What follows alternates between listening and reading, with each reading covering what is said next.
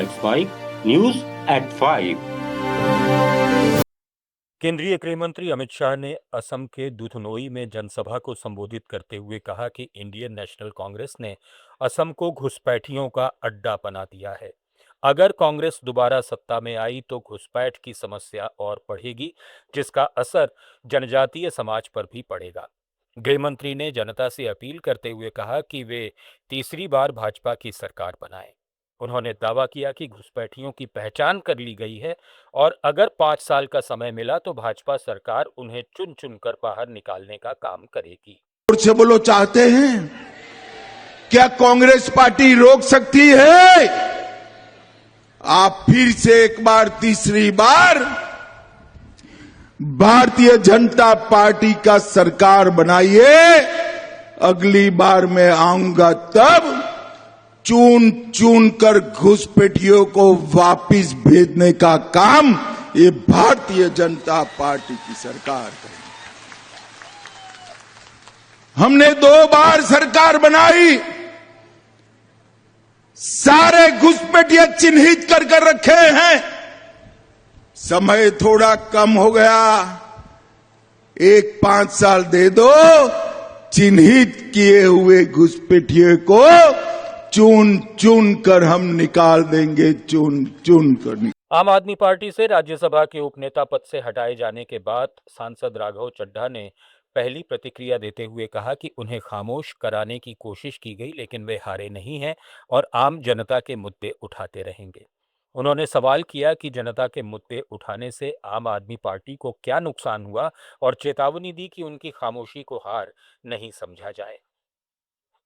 मुझे जब जब पार्लियामेंट में बोलने का मौका मिलता है, मैं जनता के मुद्दे उठाता हूं और शायद ऐसे टॉपिक्स उठाता हूं जिसे आमतौर पर संसद में नहीं उठाया जाता है।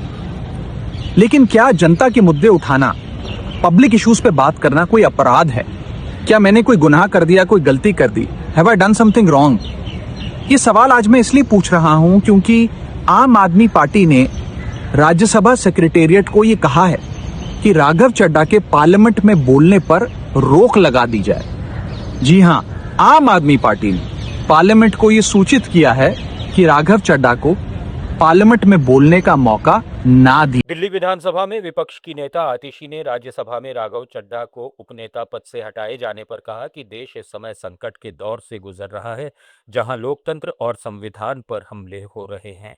उन्होंने आरोप लगाया कि पश्चिम बंगाल चुनाव में वोटों की चोरी हो रही है और पूरा विपक्ष इसके खिलाफ आवाज उठा रहा है। जब तृणमूल कांग्रेस महाभियोग प्रस्ताव लाई तब राघव चड्ढा ने उस पर हस्ताक्षर करने से इनकार कर दिया और सदन से वॉकआउट करने से भी मना कर दिया। उन्होंने आरोप लगाया कि राघव चड्ढा भाजपा और नरेंद्र मोदी के खिलाफ बोलने से डरते हैं। विपक्ष के कई नेता डरकर भाजपा में शामिल हो चुके हैं और राघव चड्ढा भी अगला नाम हो सकते हैं। कि आज राघव जी बीजेपी पे सवाल उठाने से डर रहे हैं, मोदी जी के खिलाफ आवाज उठाने से डर रहे हैं और शायद आज ऐसा लगता है कि 2 साल पहले जब अरविंद केजरीवाल जी की गिरफ्तारी हुई थी तो उन्होंने जिस प्रकार से कहा था कि मेरी आंखों का ऑपरेशन है, इस वजह से मैं भारत से बाहर हूं, शायद तब भी वो मोदी जी से डर के सामने है। बीजेपी का एक तरीका है कि जो उनके खिलाफ बोलता है उस पर ईडी का केस होता है, उस पर सीबीआई का केस होता है, उस पर फर्जी आरोप लगाए आते हैं, उसको जेल भेजा जाता है, जो आम आदमी पार्टी के सारे नेताओं के साथ हुआ। आज भी गुजरात में वही हो रहा है। मुझे ऐसा लगता है कि शायद जिस तरह से विपक्ष के इतने नेता डर गए और कूद के बीजेपी में चले गए, शायद अगला नंबर हो सकता है राघव जी का। कांग्रेस नेता जयराम रमेश ने केंद्र सरकार पर संसद के विशेष सत्र को लेकर सवाल खड़े किए हैं। उन्होंने कहा कि 16, 17 और 18 अप्रैल को बुलाया गया सत्र एक तरफा फैसला है। यह सत्र ऐसे समय में बुलाया गया है जब पश्चिम बंगाल और तमिलनाडु में चुनाव होने वाले हैं, जिससे सरकार की मंशा पर सवाल उठते हैं। न्यूज एट 5 में फिलहाल इतना ही। जुड़े रहिए लेट्स माइक के साथ। आप सुन रहे थे let's mike more than radio. Follow कीजिए हमें हमारे सोशल मीडिया प्लेटफॉर्म्स पर। It's time for news. It's time for more than radio.